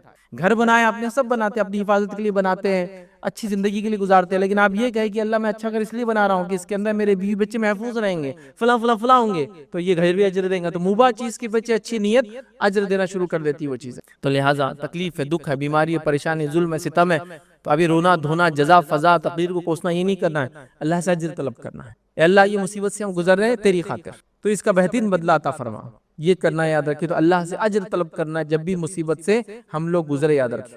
پانچویں چیز یاد رکھیے, بڑی اہم چیز ہے وہ یاد رکھیے, وہ یہ ہے کہ شیطان کو آپ کو بہکانے کا اس موقع پر موقع نہیں دینا. یہاں اگر شیطان کو آپ نے چانس دیا بہکانے کا تو شیطان آپ کو لے ڈوبے گا بھی, یاد رکھیں. کیوں؟ تو اب آپ دکھ اور تکلیف میں ہیں. یہاں وہ آپ کو ایسے ایسے خیالات لائیں گا, اللہ تجھے بھلا چکا ہے, اتنی عبادتیں کر کے کیا فائدہ ہوا ہے, گناہگار تو تیرے سے اچھے رہے, ان کو تو کچھ ہوا نہیں, تجھے ہو گیا ہے. وہ لوگ اللہ کی عبادت نہیں کر کے ان کو ناراض کر کے امیر ہے, تو اپنے بارے میں سوچ, تو غربت میں زندگی گزار رہا ہے. وہ لوگ تو سب کچھ کر رہے ہیں دنیا کا فائدہ اور پھر بھی ان پہ ظلم نہیں ہو رہا ہے, تو عبادت کر کے تیرے پہ ظلم ہو رہا ہے, سوچ اپنے بارے میں. اور یہاں آ کر وہ چمٹی لے لیتا ہے, یہاں آ کر وہ بہکا دیتا ہے, یہاں آ کر وہ اجر ضائع کر دیتا. اب دعا بھی گئی, اجر طلب کرنا بھی گیا, اب شروع ہو جاتا وہ مرحلہ جس سے اکثر ہم مسلمان گزرتے ہیں. میں آپ کو ایسے مثالیں دوں گا, آپ کہیں ہاں یہ سب ہو رہا ہے, اکثر گزرتے ہیں. جزا اور فضا, تقدیر کو کوسنا, اللہ سے بدگمان ہو جانا, نماز اور روزے چھوڑ دینا, حتیٰ کہ لوگ کہہ رہے ہیں کہ شاید میں حق پر تھا ہی نہیں, یہ دینی حق نہیں ہے, میں شاید کسی غلط طریقے پہ تھا, نتیجتاً میرے ساتھ یہ ہوا. یہاں وہ زبردست چھوڑ دیتا ہے لاکیات, زبردست. یاد رکھ, بچیوں کی شادی نہیں ہوئی, والد نے اللہ سے بدگمانی کر لی, ہو رہا ہے. والدائیں والد سنی, پتہ نہیں اللہ بھول گیا ہم کو, نعوذ باللہ. سبحان اللہ تعالیٰ کا علم سب کو گھیرے ہوئے, کسی کو نہیں بھولتا, یاد رکھیے, کسی کو نہیں. اللہ بھول گیا شاید ہم کو, اللہ سنتا ہے نہیں سنتا, میرے کو شک ہو رہا ہے, نعوذ باللہ. یہ الفاظ میں نے سنے لو, ہم نے اتنی دعائیں کی, اور یہ کوئی بہت بڑی مصیبت بھی نہیں کہ جسمانی مصیبت آ گئی, غربت میں مر رہے ہیں, ظالم بادشاہ ان کو مار رہا ہے, روز ایک انگلی توڑ کے, نہیں نہیں, simple test, simple routine of life بولی, چلے ٹیسٹ بھی نہیں بولیں گے اس کو. زندگی کے اندر جینا ہے تو کچھ نہ کچھ چیزیں کرنا ہوتی ہے, لائف کا ایک پارٹ ہے نا. گاڑی چلائیں گے تو ایکسیڈنٹ ہو سکتے ہیں, کوئی آپ کو کٹ مار کے چلا جاتا ہے, کوئی آپ کو ڈیش مار دیتا ہے, کوئی ریش مار دیتا ہے, یہ پارٹ ہے اس ایکٹیویٹی کا جو آپ کر رہے ہیں, ڈرائیونگ. اس سے بھی آپ پریشان ہو جائے تو کیسے ہوں گا؟ اتنی چیزوں پہ اللہ ہم کو بلا چکا ہے, اللہ بھول چکا ہے, نعوذ باللہ. اللہ سنتا نہیں ہے. اللہ نے ہمارے ساتھ ہی ایسا کیوں کیا, سوال, سبحان اللہ, سوال کرنے لگ جاتے. ان کو 10 بیٹے نہیں مرا, ہمارا ایک بیٹا تھا مر گیا. اللہ نعوذ باللہ کتنا ظالم ہے, یہ الفاظ ہی میں نے سنے. اللہ کو ہمارا ہی بیٹا چھیننا تھا کیا؟ ہم اتنے غریب ہے, پریشان حال ہے, پورے شہر میں پورے بستی میں مالدار لوگ ہیں, کسی گھر چوری نہیں ہوئی, ہمارے گھر ہی چوری ہو گئی. یہ کیسا اللہ کا فیصلہ ہے, انصاف ہے, سمجھ رہے آپ؟ اب اللہ کے عدل پر, انصاف پر, اس کی بادشاہت پر, اس کے سمیع ہونے پر, اس کے بصیر ہونے پر, اس کے خبیر ہونے پر سوالات اٹھا رہے ہیں آپ ایک کے بعد ایک, جزا فضا کر رہے ہیں, تقدیر کو کوس رہے ہیں. قسمت میں ایسا کیوں تھا ہمارے, ہم نے تو اتنی نیکی کی, اب ہم فلاں نہیں کریں گے, فلاں نہیں کریں گے, یہ چھوڑ دیں گے, وہ چھوڑ دیں گے, اب تک میں یہ کرتا تھا اب نہیں کروں گا. ایک مصیبت آئی اور لائف چینج ہو کر اچھا مسلمان بننے کے بدلے ایک مصیبت آئی, علم نہیں تھا, لائف چینج ہو کے ایک بدتر مسلمان بن گیا, یا ایک بدتر انسان بن گیا, مسلمان بھی نہیں رہا. یہ ہو رہا ہے, یاد رکھیں, یہ ہو رہا ہے. تو شیطان ایسے موقع پر آ کر اٹیک کریں گا. اسی لیے ایسے ٹائم پر وہ جو میرا تیسرا تھا نا, ہمت دلانا جو پوائنٹ تھا, وہ بڑا امپورٹنٹ ہے سب کے لیے, اس کے خود کے لیے بھی اور آس پاس والوں کے لیے بھی. ہمت دلاؤ. جیسا ایک انسان پریشان ہے, اس کی بیٹی کی طلاق ہو گئی, پریشان ہونے کا موقع نہیں, آزمائش, ٹیسٹ ہے. اللہ سے بدگمان ہونے کا موقع نہیں ہے, اچھا گمان رکھنے کا موقع ہے کہ یہ اس کی زندگی میں بہتر نہیں تھا, اللہ کچھ اور اچھا لائیں گے. تھوڑے دن انتظار کرے, حالات ایسے بدل جاتے ہیں کہ انسان کہتا ہے کہ کیا میں بول رہا تھا اور کیا الحمدللہ ہوا میرے ساتھ. یہ ہوتا ہے, یاد رکھیں. تو انسان ہے ہی تھوڑا جلد باز, ناشکرا, یاد رکھیں. ٹھیک, اس چیز کو سمجھنا, یاد رکھیں. جلد بازی, ناشکراپن ہمارے مزاج کے اندر ہے. لیکن ہم کو اس کو دبانا ہے، رب العزت کے ساتھ بدگمانی نہیں کرنا ہے، خاص طور سے شیطان کے بہکاوے میں بالکل بھی ایسے مواقع پر نہیں آنا ہے۔ اس بات کو آپ یاد رکھ لیں، تو شیطان آئیں گا، بہکائیں گا، بولیں گا تمہارے ساتھ کیوں ہوا، دیکھو تم حق پر نہیں تھے، فلاں تھے، وہ دیکھو کامیاب ہو گیا، مالدار ہو گیا، صحت مند ہے، اور تم دیکھو ایمان والے ہو کہ ایسا نہیں، کافر کامیاب ہو رہے، تم ناکام ہو رہے ہو، فلاں ہو رہے، تم ایسے ہو رہے، وہ بے دین تھا وہ کامیاب رہا، تم بادین ہو کر بھی دیکھو تمہارے ساتھ یہ ہوا۔ ایسے ٹائم پہ اعوذ باللہ ابن الشیطان الرجیم پڑھ کے اس کو دھتکاریے ملعون کو، اور صبر، اس کے بعد مدد طلب کرنا، اور وہ پانی جو اوپر سے آ رہے پھر سے اس پہ شروع ہو جائیے۔ اور آس پاس والوں کا ایک اہم رول ہوتا ہے ایسے موقع پر مدد کرنے میں، ڈھارس دینا بولتے ہیں عام زبان میں، سپورٹ کرنا، موٹیویٹ کرنا جس کو کہتے ہیں، یہ ضروری کام یاد رکھیں۔ تو شیطان کو ایسے ٹائم پہ اس کے بہکاوے میں نہ آئے۔ اس کے ساتھ ساتھ جو کام کرنا یاد رکھے چھٹا وہ یہ ہے، آئی ہوئی آزمائش اور مصیبت کو ہٹانے کی پوری کوشش کرنا ہے۔ یہ امپورٹنٹ پوائنٹ ہے۔ کیسے؟ ہم کو ایسا لگنے لگا کہ آزمائش تو اللہ کی طرف سے ہے تو اس کو ہٹانا نہیں چاہیے، میں بیمار ہوں تو کنٹینیو کرتا ہوں اس بیماری کو، اللہ کی طرف سے نہیں، یہ سنت نہیں ہے۔ آئی ہوئی آزمائش اللہ کی طرف سے ہٹانا یہ سنت ہے، اس کو ہٹانے کی پوری کوشش کیجیے۔ بیماری ہے تو علاج کروائیے، ظلم ہے تو ظالم کے خلاف بات کیجیے، جو بھی طریقہ ہو سکتا ظلم ہٹانے کا وہ کیجیے، غربت ہے تو کمانے کی حلال روزی کی کوشش کیجیے۔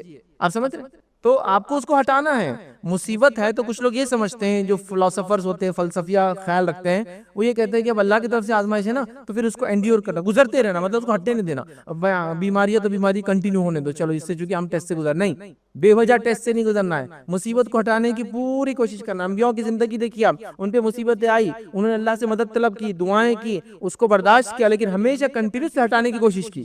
تو اس کو ہٹانا بھی ہے، یہ نہیں سمجھنا ہے کہ ابھی اللہ کی طرف سے تو اس کو میں گزارتا رہوں، ایسے ہٹانے کی پوری کوشش۔ بیماری ہے تو علاج کے ذریعے، غربت ہے تو محنت کر کے حلال روزی کے ذریعے، اسی طرح مصیبت اور دکھ میں ہے تو جو طریقے ہو سکتے ہیں مصیبت دکھ ہٹانے کے، اس کے ذریعے، ظلم کے تحت ہے تو ظلم کو ہٹانے کے ذریعے، ظالم ہے تو ظالم، جو بھی ہو سکتا ہے، ٹھیک ہے، یہ کوشش کرنا ہے۔ ورنہ غلط فہمی آ جاتی ہے کہ نہیں اب آپ نے سمجھا دی ہے اللہ کی طرف سے آزمائش ہے تو میں تو خامخواہ آزمائشوں سے گزروں گا، نہیں، ہٹانا ہے۔ یہ تمام انبیاءوں کی سنت رہی ہے، کسی نے بھی یہ نہیں کہا کہ ہم کو اس سے گزرنا ہے، کسی انبیاء نے مصیبت مانگی نہیں اپنے لیے، یاد رکھی، جو دی گئی اس کو برداشت کیا، صبر کے ساتھ گزرے، شکر ادا کیا اللہ تعالیٰ کا، مصیبت کو ہٹانے کی مکمل کوشش کی۔ اور اس کی کئی مثالیں آپ کو قرآن کے اندر مل سکتی ہے کہ موسیٰ علیہ السلام ندی کے کنارے آگے، بنی اسرائیل پیچھے کھڑی ہے، سامنے پیچھے سے فرعون بھی آ رہا ہے، آگے سمندر، اب کیا کریں، مصیبت ہے، اللہ سے دعا کی، اللہ نے حکم دیا، عصا مارا، سمندر دو حصوں میں تبدیل ہو گیا۔ یہ نہیں کہ اب ہمت ہار کے بیٹھ گئے، مصیبت ہٹانے کی پوری، یہ نہیں کہ اب تو سمندر، اب کیا کر سکتے ہیں، دعا کرو، اللہ نے معجزہ دکھایا، سمندر کو دو حصوں میں کر دیا، ٹھیک ہے۔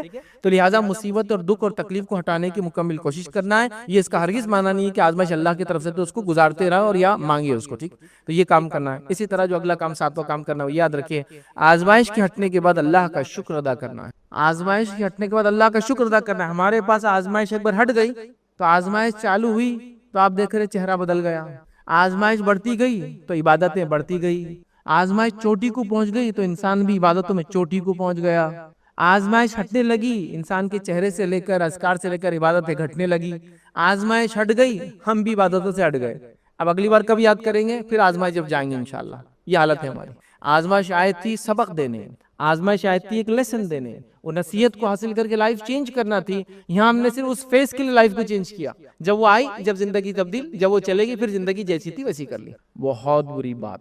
پھر اللہ رب العزت یاد رکھیے، یہ تو ایک طرح سے دیکھیں گے، اگر کسی نے اس آزمائش سے ایسے گزرا اور ایسے تبدیل کر لی تو گویا یہ آزمائش اس کے لیے فائدہ مند ثابت نہیں ہوئی، اب وہ عذاب کے لیے انتظار کرے۔ پھر اس نے سیکھا کچھ بھی نہیں، اس آزمائش سے کہاں سیکھا، اس سے کچھ بھی نہیں سیکھا۔ تو لہٰذا آزمائش کے جانے کے بعد یاد رکھیے اس کا اللہ کا شکر ادا کرے، جو اس کا معنی یہ ہوا کہ اپنے زندگی کو اب بدل لیں اور ایک اچھا مومن، ایک اچھا مسلم بن کے زندگی گزارنے کی کوشش کرے۔ یہ بے حد ضروری ہے۔ ہمارے پاس آزمائش کی گزرتی ساری چیزیں ختم، جیسا بچی کا نکاح نہیں ہو رہا ہے، تہجد بھی چالو والدین کی، ایک بار اللہ نے وہ معاملہ نپٹا دیا تو فرض بھی غائب، چونکہ ہو گیا نا، مصیبت ختم ہوگی، بیماری آ گئی تو پھر نمازوں میں، اذکار میں، منتوں میں، مرادوں میں سب ہو رہی، اللہ کے لیے پورا کرنے کی کوشش کر رہے ہیں۔ ایک بار چلے گئی تو یہاں منت میں جا 100 رکعتیں پڑھ رہے تھے، اب وہ جو فرائض والی 17 رکعتیں ہوتی